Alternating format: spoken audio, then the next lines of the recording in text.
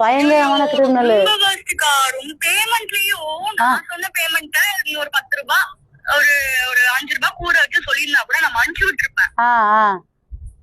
கிட்டத்தட்ட ஒரு அதிகமான பேமெண்ட் வாங்கிட்டு அதுலயும் எனக்கு கம்மியா தருது. ஆட பாவி. அந்த பேமெண்ட் விஷயத்துலயே என்ன கேக்குறீங்க? பிராண்ட் நான் என்ன ஓகே பண்றதுக்கு முன்னாடியே பேமெண்ட் போட்டாங்க. ஆனா எனக்கு அந்த பேமெண்ட் 4 தடவை போட்டு வச்சிருக்கான் பிச்சை குடுக்குற மாதிரி. அதுவும் எத்தனை தடவை கையில கேஷ் இருக்குங்க போய் ஏடிஎம்ல போடுறேன் அந்த விஷயத்துலயே செம்ம காண்டாயிட்டேன் நானு. அந்த காசெல்லாம் கொண்டு போய் தான் தலைவர் தானம் பண்ணாரு.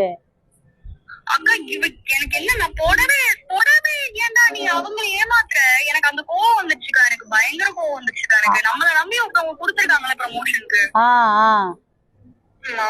நீ எதுக்கு வாங்கின முதல்ல கேட்டா அவர் வாங்கிட்டாங்க எங்கயோ வச்சுட்டாங்கன்னு பொய் வேற. இந்த சைடு ஒரு பொய் அந்த சைடு ஒரு பொய். அப்படிதான் தம்பி பண்ணுவான்.